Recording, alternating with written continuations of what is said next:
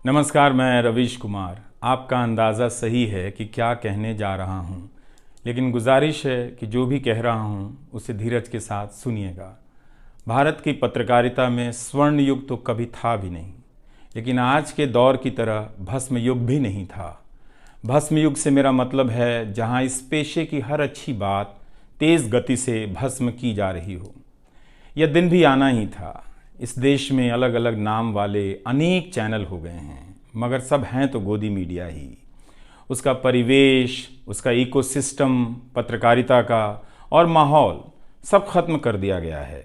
मगर पत्रकारिता करने और कराने का दावा भी सब कर रहे हैं। खासकर वो भी कर रहे हैं जो उसी सत्ता का हिस्सा माने जाते हैं, उसी के रूप में देखे जाते हैं, जिसकी ताकत से हर दिन पत्रकारिता इस देश में कुचली जा रही है। जब वो कहे कि वह उच्च स्तरीय पत्रकारिता करना चाहता है, तब ऐसा दावा करने वालों को ज़रा संदेह की निगाह से देखिए। गोदी मीडिया और सरकार भी पत्रकारिता का अपना मतलब आपके ऊपर थोपना चाहती है। अगर इसका मतलब किसी भी रूप में वही है, तब आप एक बार फिर से झांसे में आने वाले हैं।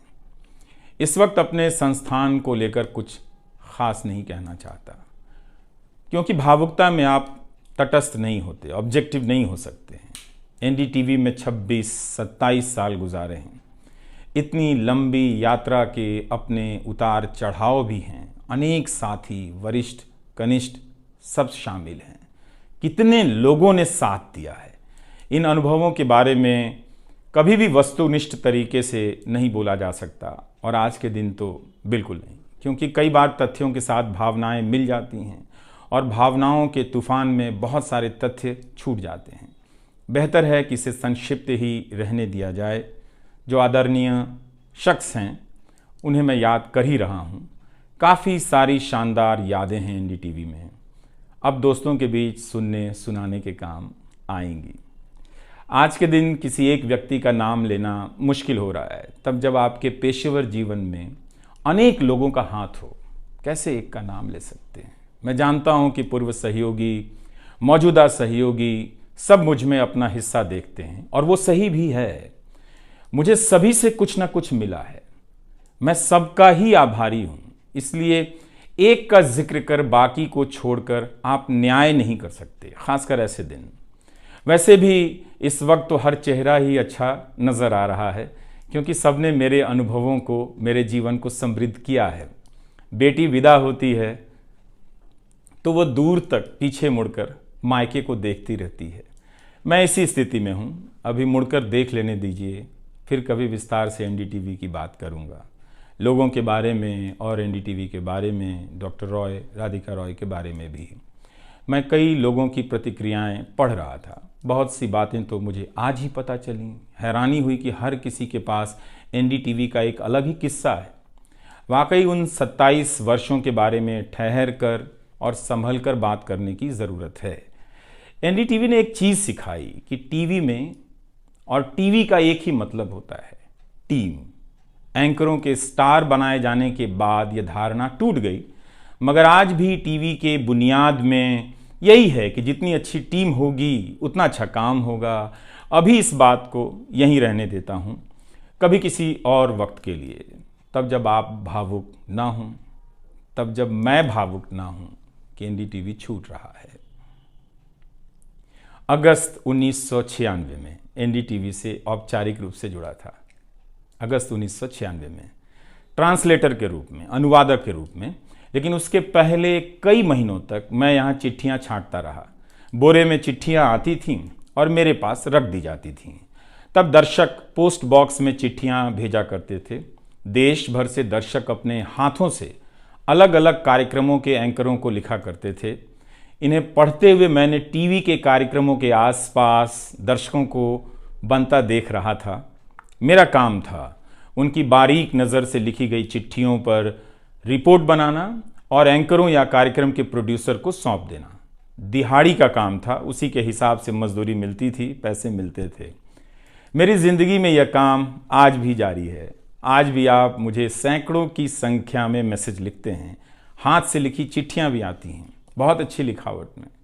मैं ज़्यादातर मैसेज पढ़ता भी हूँ और सभी के नहीं तो बहुतों के जवाब देने की कोशिश करता हूँ। कई बार तो अपनी निराशा भी आपसे साझा कर देता हूँ। मैं आपके बीच आकर अपने मन का भाव नहीं छिपाता, क्योंकि मैं आपके बीच बताने के लिए आता हूँ। अगर खुद को ही छिपाने लगा तो वो पूरा बताना नहीं होता है। मुझे तो लगता है कि कई हजार दर्शकों के पास मेरे लिखे हुए जवाब होंगे। उंगलियों में दर्द रहने के कारण इन दिनों जवाब देना कम कर दिया है। तो एक तरह से जिन चिट्ठियों से एनडीटीवी में मेरी शुरुआत होती है, उनका आना जाना आज भी जारी है, आज तक जारी था। वो काम आगे भी जारी रहेगा, लेकिन इतने सारे सुझावों, जवाबों, अपेक्षाओं, शिकायतों और डांट के बीच सोना, जागना और जीना मुझे आपके हवाले करता चला गया। मैं खुद के पास तो रहा ही नहीं, आपके बीच गया तो घर ही नहीं लौटा। शायद अब कुछ वक्त मिलेगा खुद के साथ रहने का। आज की शाम एक ऐसी शाम है जहां चिड़िया को उसका घोंसला नज़र नहीं आ रहा, क्योंकि कोई और उसका घोंसला ले गया है, मगर उसके सामने थक जाने तक एक खुला आसमान ज़रूर नज़र आ रहा है। तो खैर, उसके बाद अनुवादक बना और कई पत्रकारों की रिपोर्ट का अंग्रेजी से हिंदी में अनुवाद करता रहा। इसके बाद मैं रिपोर्टर बन गया और फिर मेरी दैनिक रिपोर्ट की अलग यात्रा शुरू होती है। रवीश की रिपोर्ट से काफ़ी कुछ सीखने को मिला। तो इस तरह से ये एनडीटीवी में ही संभव हुआ कि एक चिट्ठी छांटने वाला इसके एक चैनल का ग्रुप एडिटर समूह संपादक बनता है और आज उसे छोड़ रहा है, इस्तीफा दे रहा है। बहुत बड़ी बड़ी शक्तियाँ पीछे खड़ी हैं इस एक पत्रकार के पीछे। तो स्वाभाविक है कि ये नौबत आनी थी, इसका अंदाज़ा मुझे पहले भी था, लेकिन जिस दिन आता है उस दिन अच्छा तो नहीं लगता है। लेकिन मैं आपसे यह भी कहना चाहता हूँ कि जब भी मेरे बारे में मूल्यांकन करें, इस बात की सहानुभूति मुझसे ना रखें कि मैं चिट्ठी छांटता था। मैं उनकी तरह नहीं हूँ कि अचानक चाय बेचने की बात करने लग गया। उतर रहा हूँ जहाज़ से, बात कर रहा हूँ चाय बेचने की। सहानुभूति के लिए या फिर अपने संघर्ष को महान बताने के लिए मैं ऐसा नहीं करना चाहता। इस देश में हर किसी का संघर्ष ही पहाड़ चढ़ने के जैसा है।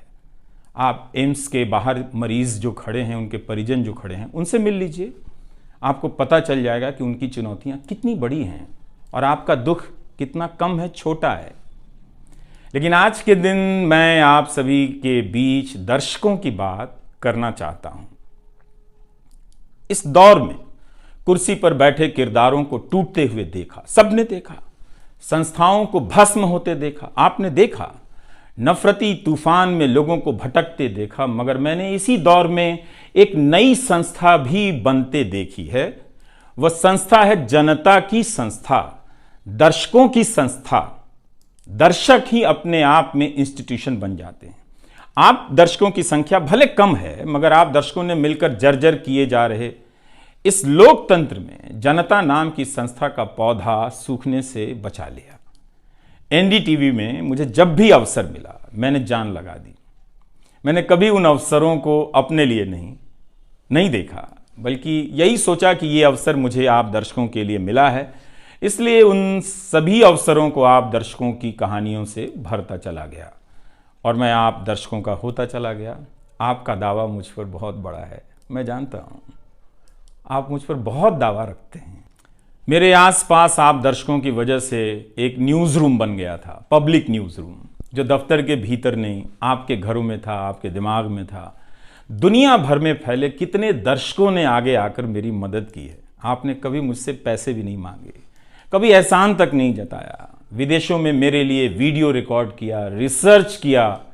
मेरा हर कार्यक्रम किसी न किसी दर्शक के सहयोग का उदाहरण है।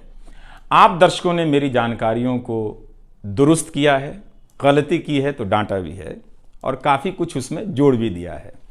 कई सारे एक्सपर्ट, कई सारे छात्र, कई सारे प्रवासी भारतीय, स्थानीय भारतीय दर्शक बनने के साथ साथ मेरा साथ दे रहे थे और पत्रकार भी बन रहे थे और इस पेशे के एक छोटे से द्वीप को बचा रहे थे।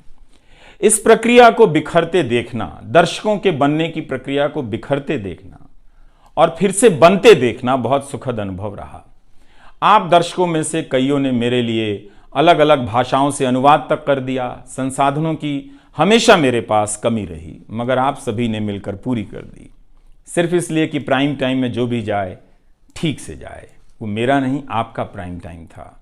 कभी खराब शो कर दिया तो आपने अपनी निराशा बताने में कोई संकोच नहीं की।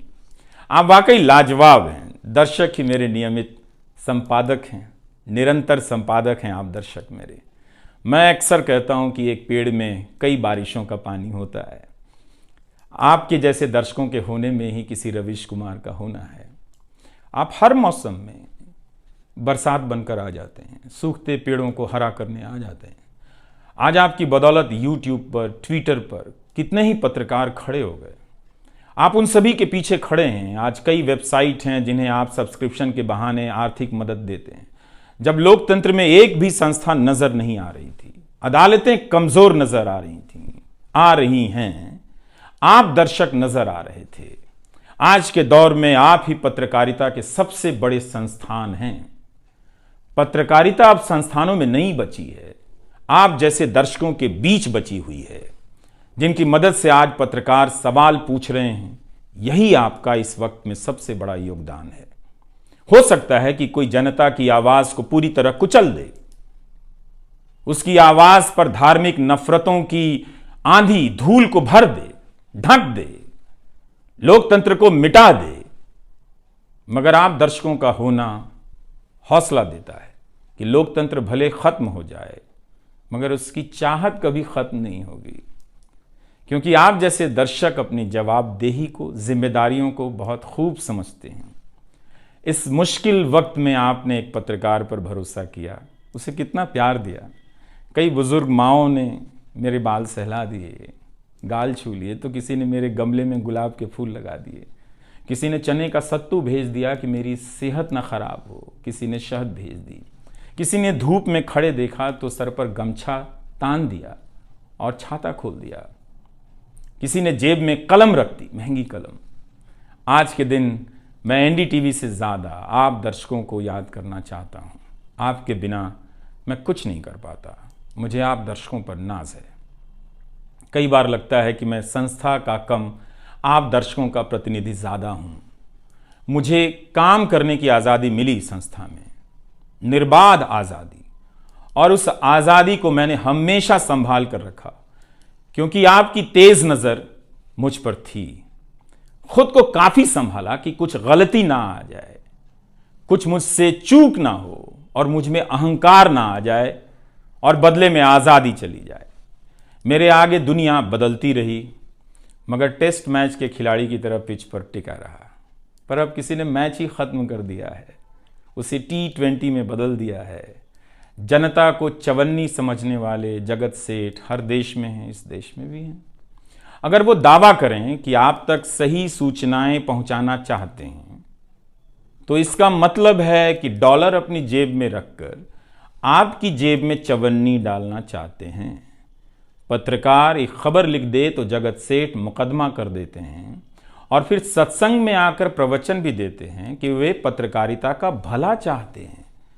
आप दर्शक इतना तो अपना भला समझते होंगे, इसलिए आज मैं अपने संस्थान से ज़्यादा आप दर्शकों को याद करना चाहता हूं।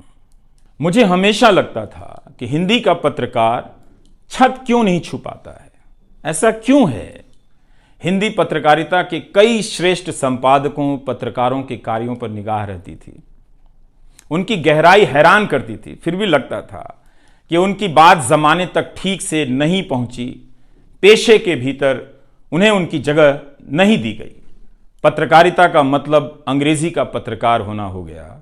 इसके कुछ ठोस कारण भी हैं, उनमें विस्तार से जाने का समय नहीं है, लेकिन तब भी हिंदी के जुझारू पत्रकार आसमान क्यों नहीं छू सकते हैं, यह बात कचोटती रही। इन सब बातों ने मेरे व्यवहार में काफ़ी बदलाव कर दिए। भाषा को संयमित किया, मर्यादित किया, ताकि हिंदी का प्रभाव कम ना हो। बहुत सजगता से अपना काम इस तरह से किया कि लोगों को, देश के किसी भी हिस्से के लोगों को मेरी हिंदी से प्यार हो जाए। मेरी मातृभाषा हिंदी नहीं है, भोजपुरी है। भोजपुरी गांव है मेरे लिए। हिंदी मेरे लिए भाषा का वो शहर है, पहला शहर, जहां मैं गांव से शहर आया था, लेकिन मुझे भारत के हर राज्य के दर्शकों से प्यार मिला है। हिंदी प्रदेशों की कुंठित राजनीति ने हिंदी को हथियार बना दिया। इससे हुआ कुछ नहीं, हिंदी को लेकर कुंठाएं ही बढ़ती चली गईं, किसी का भला नहीं हुआ। मैं उन सभी गैर हिंदी भाषी पत्रकारों, सामाजिक कार्यकर्ताओं, विद्वानों का शुक्रिया अदा करना चाहता हूं, जिन्होंने मेरी हिंदी को समृद्ध किया, जिन्होंने मेरे लिखे हुए का अपनी भाषा में अनुवाद किया और अपनी भाषा में लिखी हुई जानकारियों का मेरे लिए अनुवाद कर दिया मुफ्त में। कई बार लगता था कि अलग अलग डिब्बे जुड़ते जा रहे हैं और रेल बनती जा रही है। उर्दू, मलयालम, तमिल, कन्नड़ा, पंजाबी, गुजराती, मारवाड़ी, बंगाली, मराठी भाषा के पत्रकारों ने कितना कुछ जोड़ा है। यह बात कहीं हिंदी बनाम अंग्रेजी की तरफ ना मुड़ जाए, इसलिए कहना जरूरी है कि अंग्रेजी भाषा में लिखने वाले विद्वानों और पत्रकारों ने मेरी खुलकर मदद की है, मेरे साथ बराबरी का व्यवहार किया। जो नहीं कर सके, ऐसे हैं, उनका क्या हिसाब करना, उनका क्या रोना, मगर जो बराबरी के साथ पेश आते रहे, उनका आभार व्यक्त करना चाहिए। उन सभी ने अपना श्रेष्ठ मुझसे साझा किया, किताबें दी, अवसर बताए, मेरे लेख का अनुवाद तक कर दिया, ज्यादा लोगों तक पहुंचा दिया। मेरे जीवन में इतिहास के मेरे शिक्षकों का बहुत योगदान है। मेरे शिक्षक मेरी जान है। मैं चाहता हूं कि आप मेरे जरिए मेरे पीछे खड़े अनगिनत लोगों के बारे में जानें, उन्हें भी देखें। और दोस्तों को कौन भूल सकता है, बहुत अच्छे अच्छे दोस्त मिले, कम मिले लेकिन मिले। आप जनता के बीच जाने के तमाम अवसर मेरे लिए बहुत खास हैं। तमाम आंदोलनों को कवर करने गया, आपके बीच जाते ही जो चीज़ खास नज़र आती थी वो है एक पत्रकार के प्रति आपका विश्वास, आपकी समझ। आप लोगों से मैं घिर जाता था। आपके भीतर कितना कुछ बहने लग जाता था, जिसे एक राज्य को सुनना चाहिए, जिसे सुनाने के लिए पत्रकार से अच्छा कोई जरिया नहीं। मुझे आपके बीच आकर हमेशा लगा कि आप सरकार को कैसे देखते हैं, और मैं उस नजर से सरकार को देखने लगा। इसी का भरोसा है कि आपकी सक्रियता में ही भारत का लोकतंत्र धड़कता है। शाहीन बाग और किसान आंदोलन की जिद में मुझे सूरज की रोशनी दिखाई देती है। आपको जनता बनते हुए देखा है। मेरा विश्वास गहरा होता चला है कि तंत्र भले खत्म हो जाए, लेकिन जनता के बीच जन बचा हुआ है। एक दिन यही जन आज से बेहतर तंत्र बना लेगा। आज कुछ लोगों को यकीन हो गया है कि सारा तंत्र उनके कब्जे में है। अब जन का कोई मोल नहीं। मीडिया को खत्म कर विपक्ष और जनता को खत्म किया जा चुका है। ऐसा सही भी है, मगर यही शाश्वत नहीं है। एक ना एक दिन जब लोग अपनी नफरतों से जर्जर हो जाएंगे, उनकी नफरतें उनके शरीर से दरकने लग जाएंगी, तब उन्हें किसी नई जमीन की तलाश होगी, किसी पत्रकार की याद आएगी। नफरत की गुलामी से बाहर आने का रास्ता आप ही बनाएंगे, आपको ही बनाना है। एनडीटीवी में मैंने लिखना, बोलना सीखा, दिखना सीखा, अच्छे कपड़े पहनना सीखा, टाई पहननी सीखी। बस केवल डांस नहीं आया, क्योंकि काम से वक्त ही नहीं मिला। आप सीख लीजिएगा।